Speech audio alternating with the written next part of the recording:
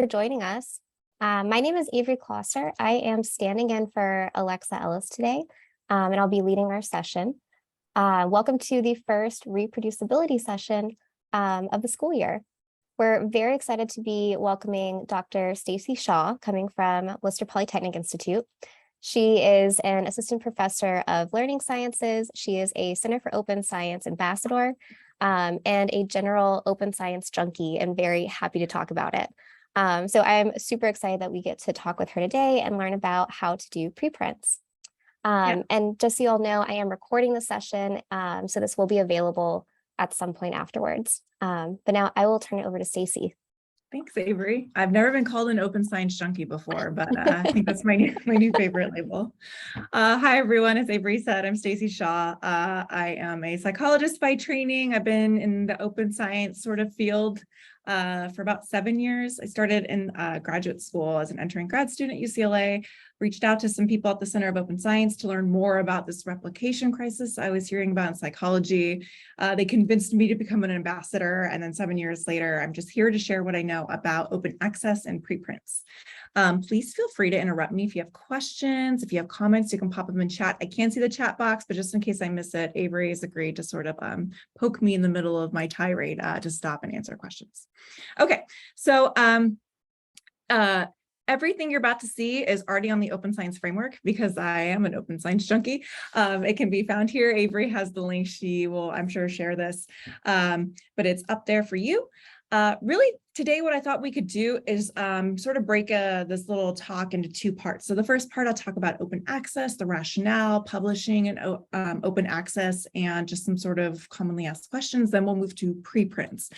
What's the rationale, the benefits, the limitations, and then I'm going to talk to you about edArchive, which I recently sort of joined their steering committee. This is a preprint repository for education-related research. And then not on here, I threw in a couple slides last minute talking about licensing, which is one of the most common questions we get. Okay, so open access. There's a lot of reasons people want open access. And the basic idea behind this is that when you go to look up a journal article, you shouldn't be forced to pay anything, right? They shouldn't be saying, you can access this for $7 for an hour, or download this for $44, or log in with your library subscription. Everything should be open and freely available. That's the idea behind open access. So really, it helps a lot of different things, right? So you make your work open and available to the public.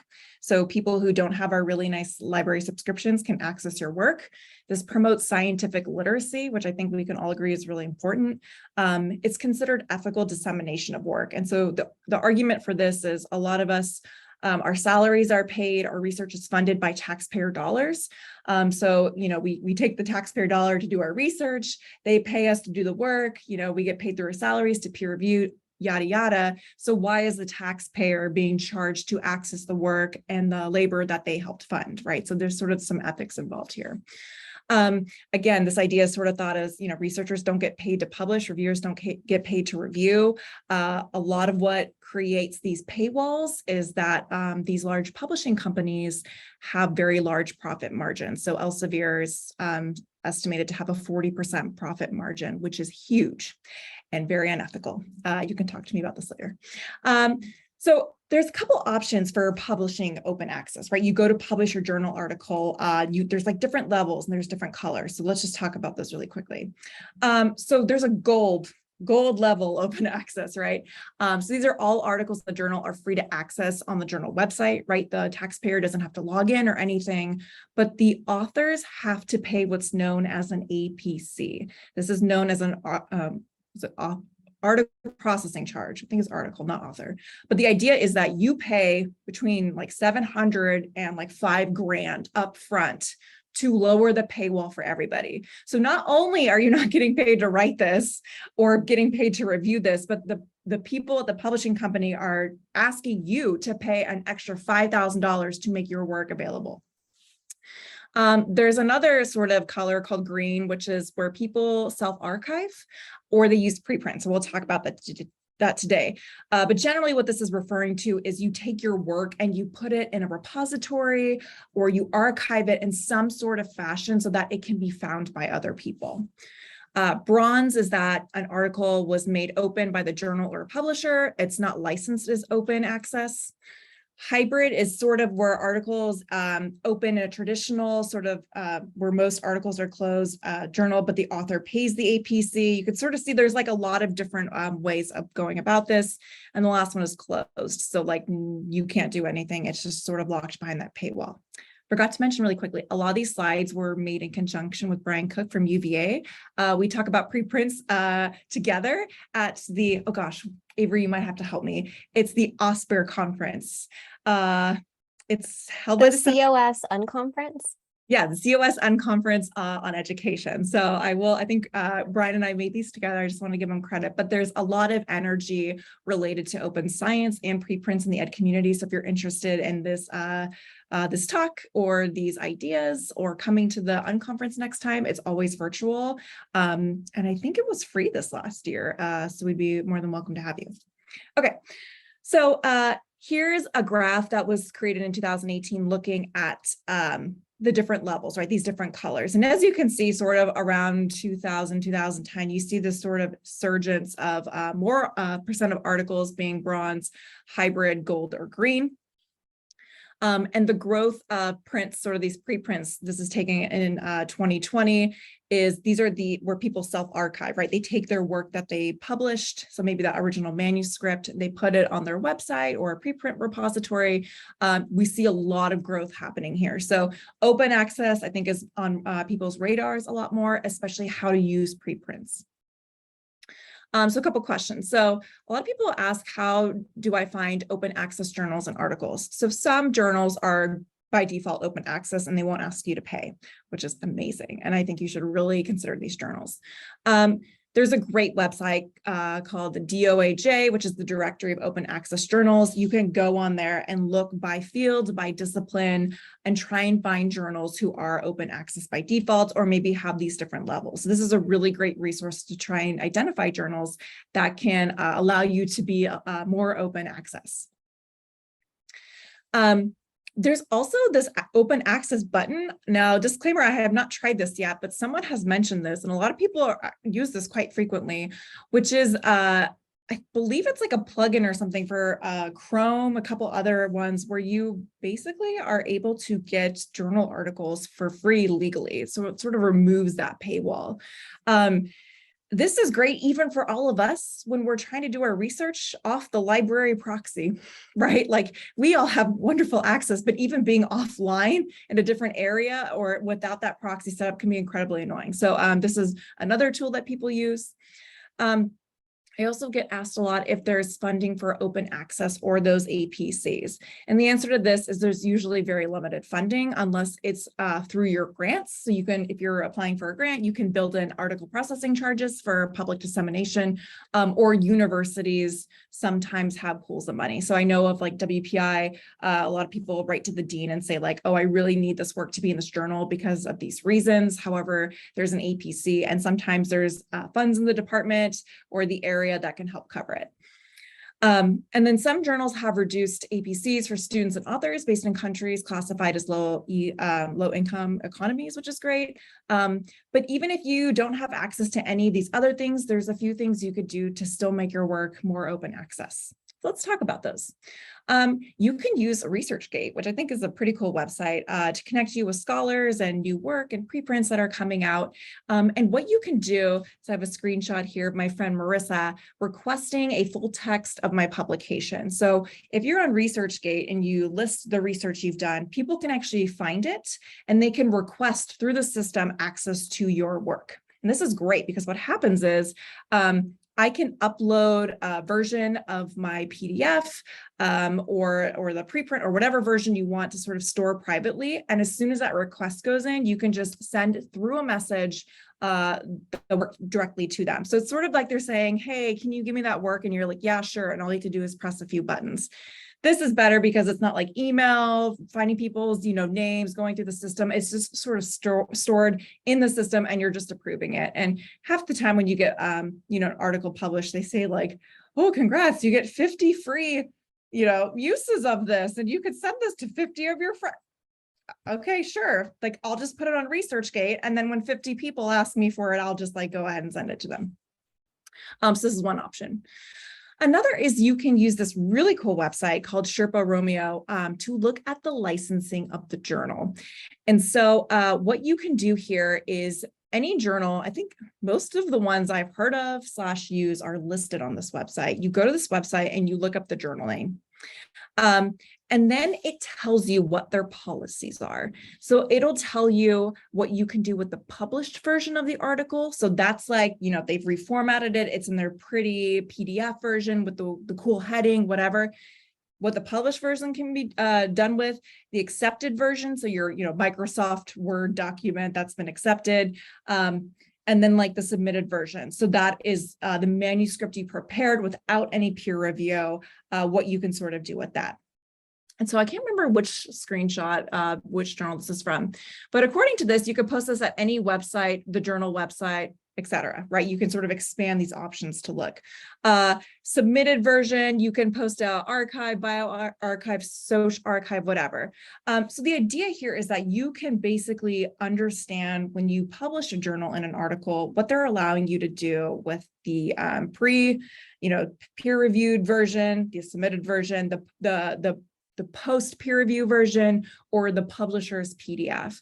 Now, I just got an article published. I forgot to upload my screenshots I took last night, of course, but they wanted an embargo. They're like, you can post the publisher's PDF on a couple websites, but we're going to ask you to wait 12 months. That's all listed on this one search engine, which is a really nice way of sort of looking at that. So definitely, if you're also thinking of like, hey, should I submit to journal A or B? I'd go to Sherpa Romeo and see which one has the better open access options. Like if one of them's like, there's no embargo, like please share your work, or, you know, you could use the post review manuscript, but not the publisher's PDF. Like you can put that anywhere. Like I'd probably go with that journal. So anyways, it's a really great resource to sort of figure out what each journal is sort of allowing you to do.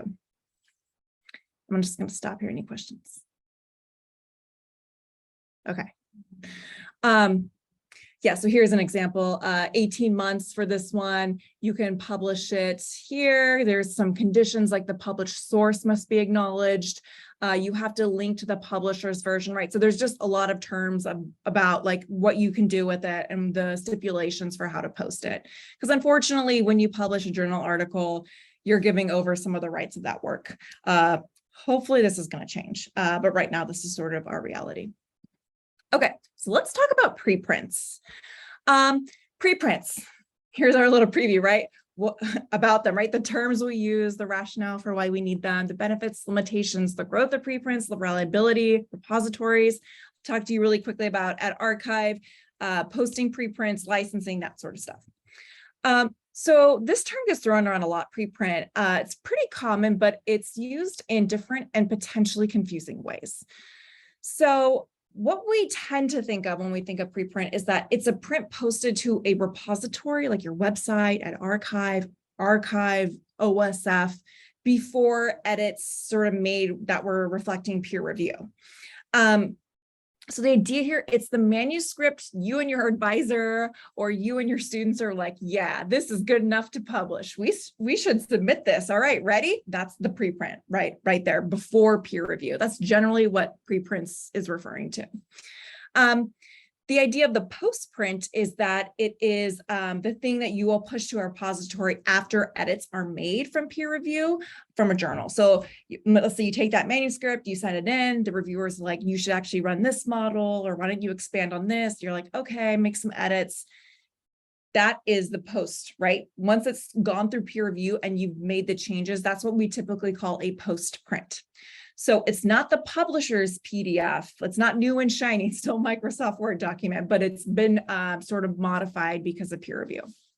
And then lastly, you'll just hear people call prints, generally referring to both preprints and postprints. So generally preprint is pre-peer review. Postprint is like not the publisher's PDF, but it has gone through peer review. Okay, hopefully that's clarifying a little bit. And there's a ton of rationale for why we need this, right? Provides free open access to anyone on the internet. When you publish your preprint or your postprint, it's easy to find. Usually I mean, I think a lot of articles don't undergo that much heavy revision, maybe some, but in general, it's sort of like making your work more open, increases impact. Preprints articles are actually associated with higher rates. So if you get that work out earlier, people are aware of it, they tend to cite it more. It can combat publication bias. So let's say you find you ran a really hard study that took a good look at gender gaps or something, and they didn't exist, right? Maybe all of a sudden, like the gap is closed. People thought there was an interesting difference, but there really wasn't anything, right? That might be hard to publish if it goes against typically held beliefs or there's a null finding. So by using preprints as a way to get work out there, that can also help sort of stop this file drawer problem, which is, you know, if it's not new and shiny, no one really wants to publish it. So you end up sticking it in the file drawer. It allows for disseminations of studies with no findings, which is what I said, makes research available more quickly, obviates times for peer review and processing in a journal, allows for feedback before submission to a journal. So this is also a great idea. I believe it's called like pre-peer review peer review. So it's sort of like getting feedback from the field before it actually goes in. And allows for extended presentations of methods, accessible summaries, things like that. So if you know, reviewers really didn't like that analysis you did, and you're like, no, you really need this analysis to understand like what was happening, maybe you post the preprint with the full extended version. And so that's able to sort of enter the world. And again, it provides a way to empty the file drawer. So getting your work out quickly, more to be disseminated more widely, to get feedback earlier, to combat publication bias and the file drawer. All of these are sort of the reasons why people use preprints. Okay, just really quickly, I want to talk about changing norms. So Nature has this great article about eLife, where this is a journal that realized that like a large percent of the articles that they were accepting for publication were preprints ahead of time. So these are people who had put their work out there, they got feedback from the field, they revised or modified or whatever their preprints and then submitted them to eLife. And so because this journal recognized this was such an important process, they actually now have a preprint first publishing model. So in order to get published in this journal, you have to post your work ahead of time as a preprint. Now, I think this is amazing because I think the goal for a lot of open scientists is that, you know, preprints is like the first step, like you put the work out into the world and you get feedback. A lot of people are also advocating for a new standard of sort of the journal process, which is like you put your preprint out there.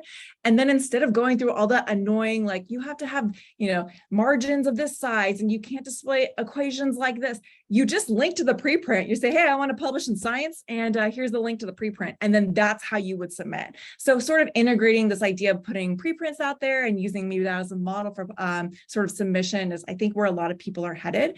And so this eLife, embracing preprints ahead of time as a part of their model, I just thought was really cool. Again, so open access papers and all papers talking about average relative citations. Green, again, is like self-archival. So you see that people who are archiving their work, they're making preprints, they're putting on these different websites, they're getting more citations. So it's all about impact, right? We spend so much time thinking of these studies and how to influence the world and create equity. Preprints can help us sort of deliver that message and get our work out there. Some key limitations to preprints. They're peer-reviewed, right? Anyone can make a preprint, which is a little bit dangerous. So we want to recognize that's a problem. And a couple of journals' policies don't allow for preprints. It's actually, I think, more typical that they will allow preprints, but some journals do not want the work out there ahead of time. So you got to use that Sherpa Romeo website to just ensure, or better yet, talk to the editor, talk to the journal ahead of time. Some people also, when we talk about preprints, they talk about the problem that, oh, well, if it's out in the world, people won't be able to either, peer review it because they know who you are, or if it's out in the world, it completely eliminates blind review, right? People can just Google the name of the article that you've done, see who you are, and like all of a sudden peer review fails. And that's an interesting argument, I think, for a lot of reasons. But one thing I generally point out to people is that conferences have the same problem, right? We can go give a poster, we can go give a talk. on work, people in our audience can see it, and then they can get invited to review the manuscript later. There's nothing stopping that from happening. Same is true for preprints, right? So if this is a large issue, then we need to be looking not just at preprints, but also conference proceedings and things like that. So usually when I tell people that, they understand that like, okay, maybe like this isn't a perfect solution, preprints or conferences or whatever, but like this is something we've been dealing with for a while, and it's sort of more our norm. There are a couple horror stories, right, where people are like, the peer reviewer got really mad when they Googled the name of the thing and the preprint came up, and then they said, oh, I can't do it because I know these, like, there are always horror stories you'll read about on Twitter, but by and large, I think the majority of people I know who use preprints have had a pretty good positive experience. So don't let that detract you from going and using preprints. Then I hear people say, but COVID and preprints. If you have any memory from 2020 in the science community, we were all like, what is happening with this world? Like everything's crashing and burning. And then people were trying to study COVID as fast as possible. And to get that worked out quickly, they were using preprints, right? And so all of a sudden, journal and medias, or they're citing these studies that hadn't been peer reviewed. And is that a problem, et cetera? So it was a very confusing time, but I want to talk about some of the research that sort of came out of that. So one found that most, which is 68% of preprints cited in articles on COVID in 4 medical journals in 2020 were subsequently published in peer-reviewed journals. So these are the preprints. 68% of those preprints that were pushed were actually published in journals. So they ultimately became journal articles. And then 42.7% of the cited preprints did not mention the publication status. So maybe something else happened with them. Maybe they got rolled up into something else. But most publications had the same data and conclusions. Only 15% had different conclusions.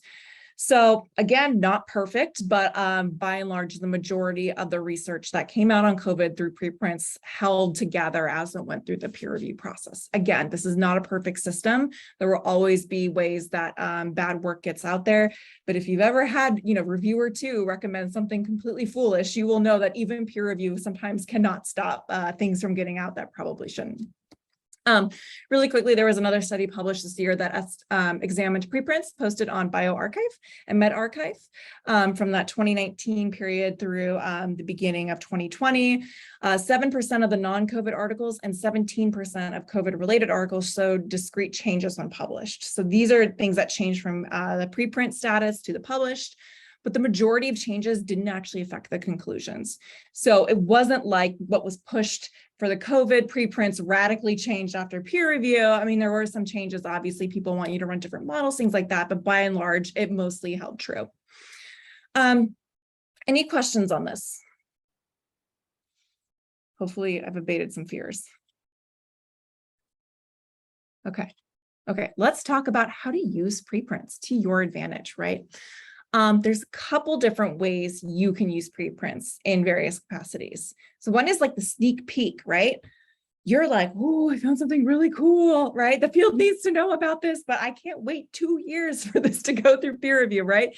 Maybe it's COVID related, maybe it's something else. You think that really the world needs a sneak peek at your research, you can use preprints, right? You can literally get something pushed out that day and be able to cite it.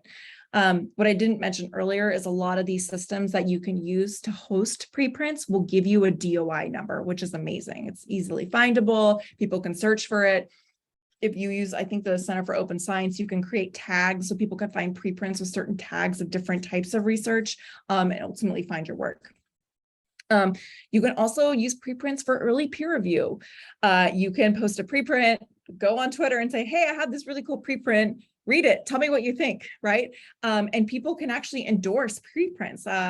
I think on OSF, you can get researchers to say like, I endorse this preprint as like a sort of like a stamp of a soft peer review. And then people can also leave comments, right? Like, why didn't you do this? Or it would have been really cool if you looked at it this way. So you can sort of get like early feedback before you get through that really long, sticky process of peer review. You can also get credit for work in progress. When you go on the job market, postdoc market, whatever you got, sometimes your CV, it does not reflect the amount of work you've done, right? You have a lot of papers under review, in the pipeline, sitting there on your advisor's desk, just waiting for the stamp of approval, right? you can create preprints out of those and then like put them on your website or your CV and add a link. And that way, when people are looking at what type of researcher you are or trying to understand you better, they can read your work. It might not be published, but it's still openly available. So when I went on the job market, my whole website was like, here's all my preprints, like to show what I'm actually doing, because up until that time, a lot of the publications I had were like on community college transfer students, which I had stopped studying, but I wanted people to see my new work, which was under peer review at the time. So having that available was a really nice way to signal, like, it's not just I'm putting in preparation, right? You don't know if this exists or not on my CV. You can actually go and read it. So I think that's really helpful. And last is this idea of a terminal preprint. And I'm going to credit Hillary Barth on Twitter for throwing this out. They wrote, when you post an empirical report on a preprint journal with no intention to submit it to a journal for peer review, what's it called? Not really a preprint, has a term developed yet to signal that the paper is a terminal preprint. And I love this idea.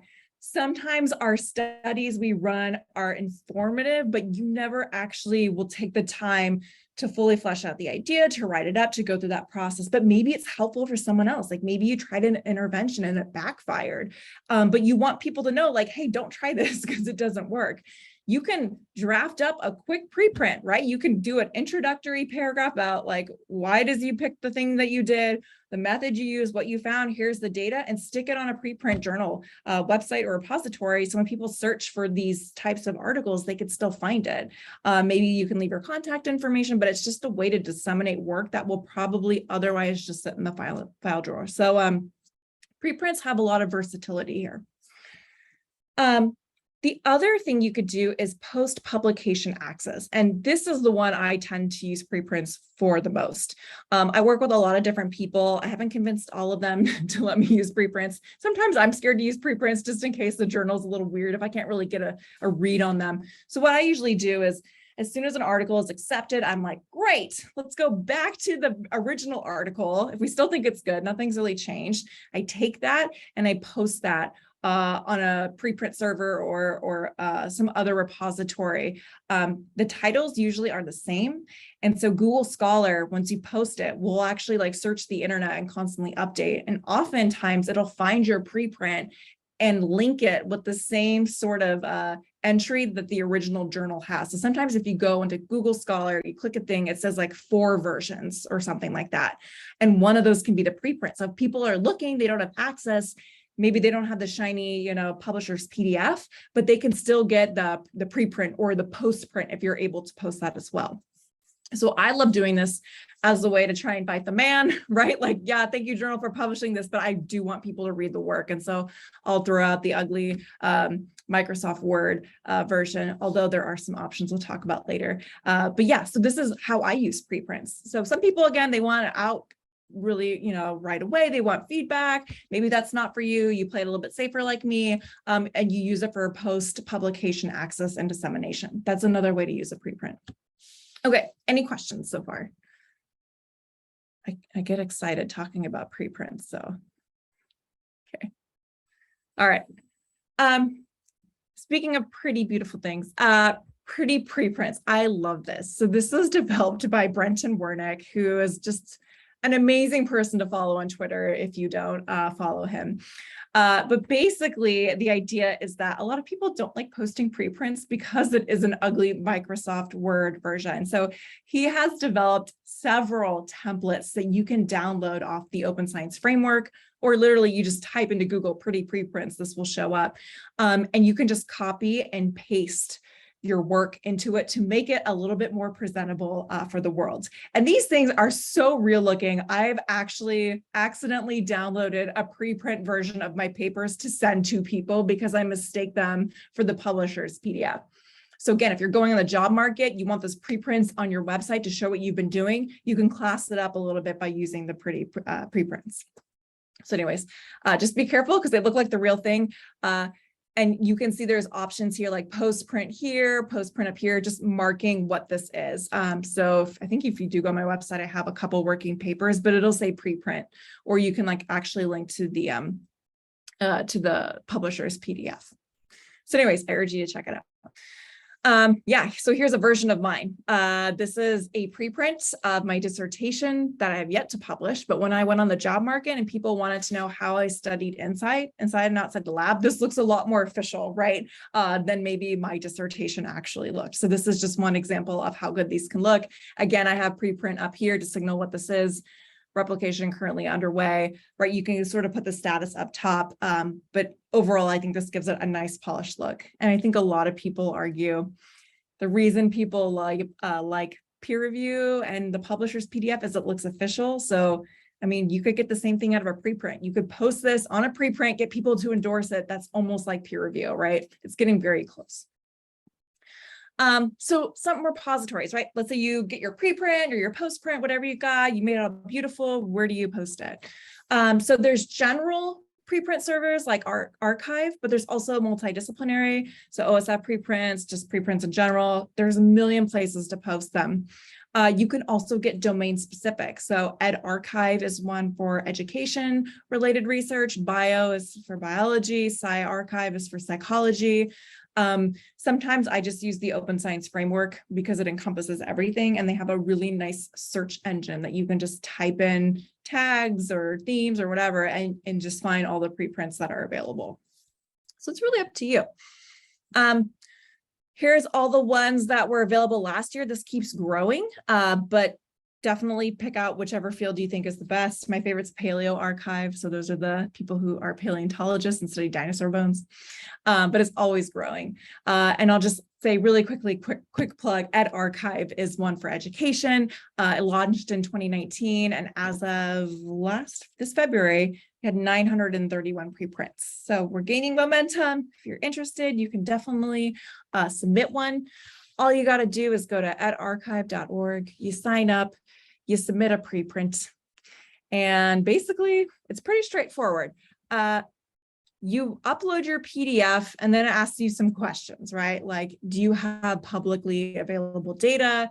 If you say it's available, you just drop a link. Maybe it's on your Open Science Framework page, maybe it's on your lab website, whatever you got.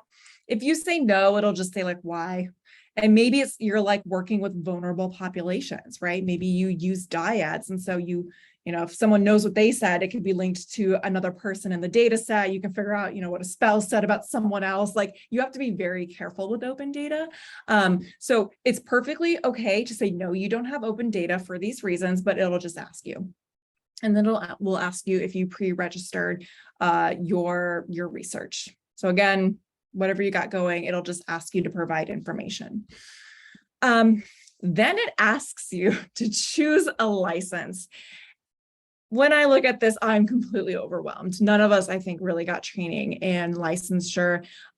These all just look really confusing, and it's just like significant cognitive overload. And so last night when I was preparing for this, I was like, yeah, this is confusing. There's a bunch of guides, but you know, then I thought, why don't I educate myself? Like, I'm here talking about preprints. We're all confused how to use these. I'm just going to Google it. And there is just a ton of information. So let's just go over these.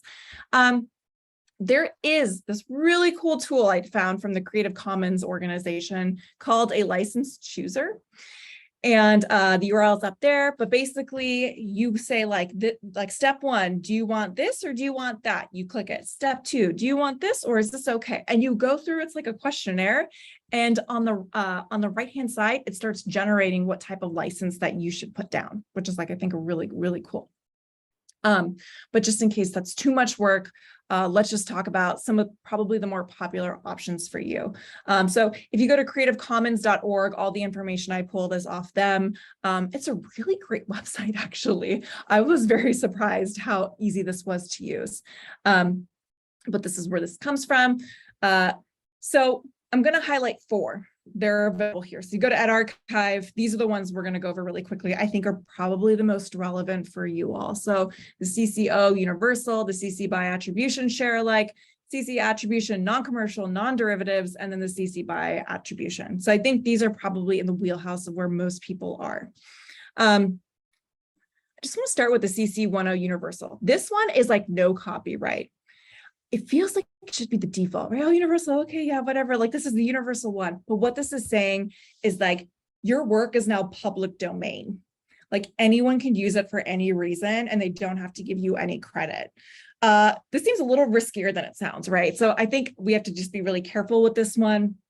So people could use this for commercial purposes. I don't know how anyone's going to use your preprint to, like, I don't know, market Windex or something like that, but it could be an option, right? Under this licensure, you're really giving away all of your property and associated rights with the work.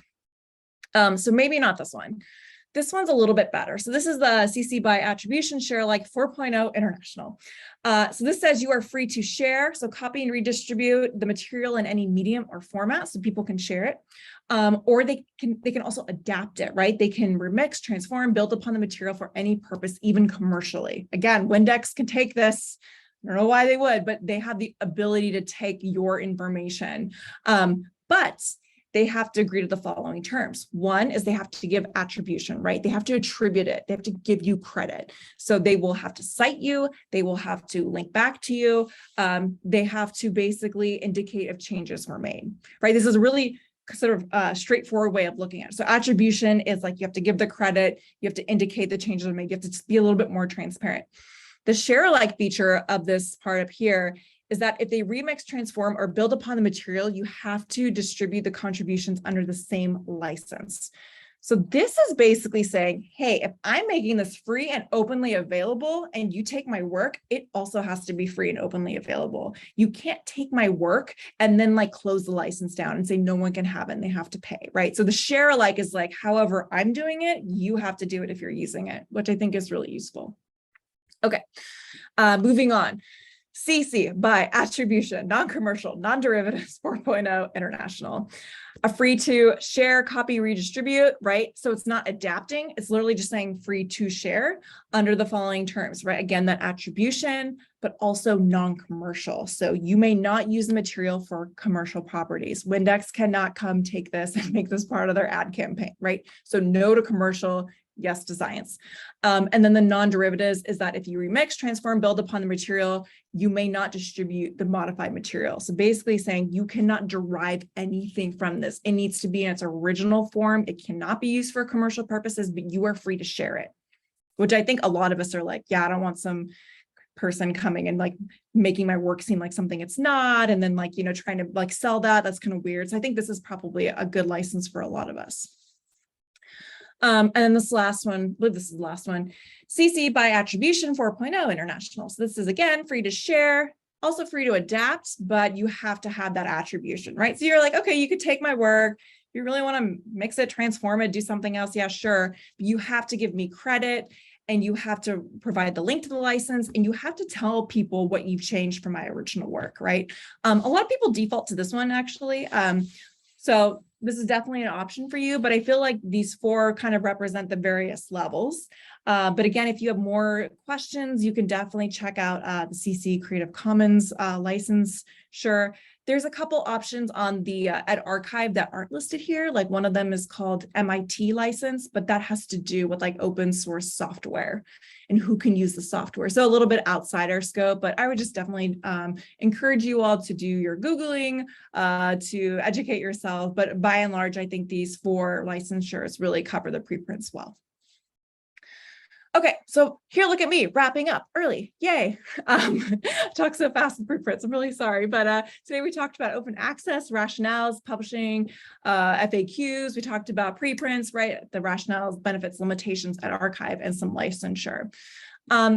So I just want to end by saying preprints are a great tool and they're there for you to use them in ways that benefit your work. If you're not posting your preprints ahead of time, it does not make you a bad researcher. It does not make you, not an open scientist. Look, we all have to do what we have to do. We know our work the best, but you can definitely utilize some of these features, some of these options to make your work more accessible, more citable, whatever it is that you really want to do with your work. I think preprints can sort of play a role. So hopefully this was informative.